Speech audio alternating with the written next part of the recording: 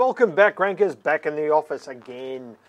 Now look, we were at the conference a couple of weeks ago at PISA, and one of the questions that we got asked a lot was, well, we weren't even asked actually, we just heard a lot. Oh yeah, I'm about to launch a new site. And we go, whoa, whoa, whoa, whoa, what? I'm about to launch a new site. The old one's a bit crappy and old and time for a facelift, thought I'd launch a new site. It's like, great idea, love it. Stay up with fashion, all that sort of stuff. However, none of them knew that we spoke to that if you just go and do that without the necessary precautions or preparations in place for Google, you will actually disappear from Google. Many of you know the story of the Melbourne Storm rugby team that we were put in contact with by Sean Cullinan of Beers, Blokes and Business fame.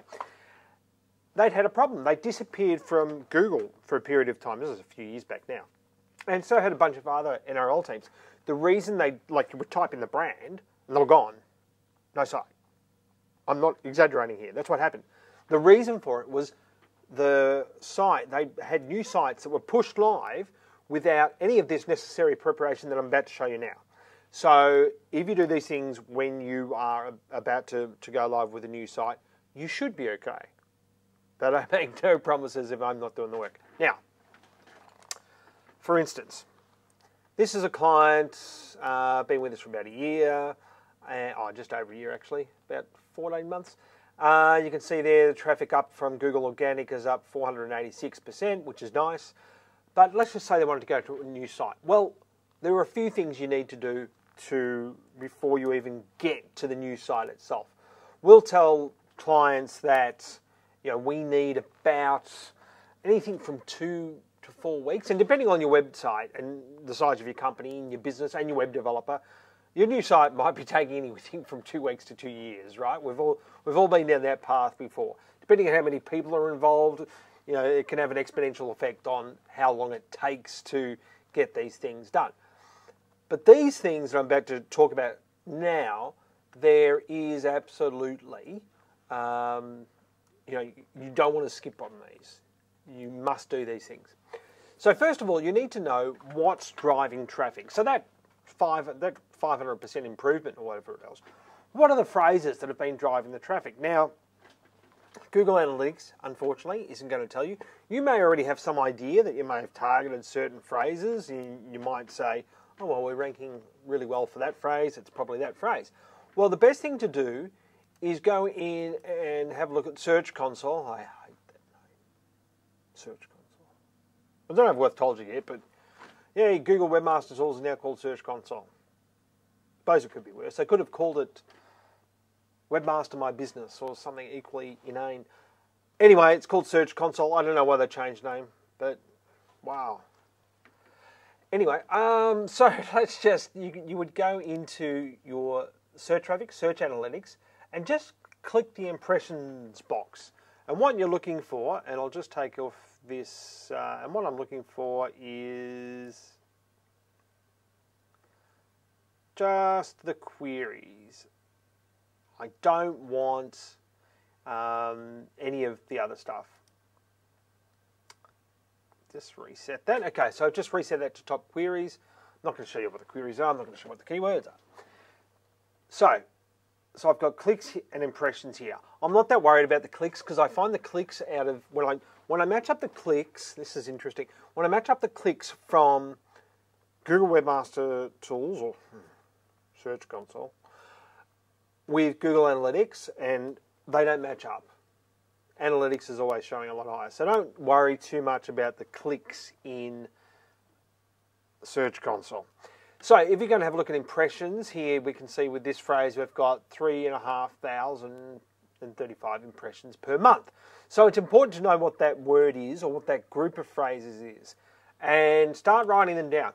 The next step you want to do is you want to make sure you've got some ranking reports set up, because half the time a lot of people won't have ranking reports set up for sort of your long tail phrases, your stemming off phrases, or your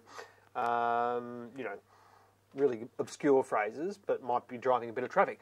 So make sure you have some rank reports set up. The reason you want to do that is because you want to have that set up for at least a week so you can see some stability of rankings in that week. check it every day, like we do here. We check everyone's every day. You have to. And then when you do go live, what you're watching for is essentially a drop. You're not trying to improve rankings with this new site change. I want to make that clear. You're not trying to improve it. You're just, at the first stage, you're just trying to maintain those rankings. Think about improving down the track. You don't want to complicate matters by thinking, that page, how about if I did this to it before we go live with the new site? No, don't do that. What you should do is try to replicate the ranking elements on the existing ranking pages that you've established what they are with the keywords that you're now monitoring. Have a look at those pages and assess why those pages are ranking. Have a look at their backlinks, have a look at the heading tags, have a look at the site, the title elements, all those sorts of things, the page titles, the image file names, all those things. Get an idea of why those pages are ranking and make sure they're replicated in the new site. Then what you've got to look at is, what does Google index to the site? Make sure that your index is nice and clean. So all those other videos I've done of cleaning out the index and all that sort of stuff, make sure that that index is clean. And of course, what you then want to do is go and map all your URLs. My favourite crawler for this is, of course, as you know, Screaming Frog, the spider. It will go and map all the URLs, and you've got a nice file, export it as an Excel file, CSV, whatever you want, and then you've got that ready so you can do, when the new site does go live, you can do your redirects. Now, the other thing you have to do here is, once you are live, you not only have to redirect all the old URLs to the new URLs, you also have to make sure that the new site has a sitemap. Some people forget to do that. The old site, once the new site is indexed, should actually be, it's fully redirected, so that's fine. You don't have to block it with robot.txt. But what you're waiting for is for all the old URLs to get hit by Google, and Google then see the redirect and go to the new URL. And then over a period of time, you've just got to watch it really, really carefully and understand if a phrase drops, that is it worth rolling this back. You've got to be able to make that decision. So you need to understand what is driving traffic, how much traffic it's driving, and what the value of that traffic is. How much of that traffic is converting into sales. And that's it for this week. If you've got any questions, send them through. Please give us a thumbs up, leave a comment wherever you want, and also share with your friends. We love new viewers, and we'll see you next week. Thanks very much. Bye.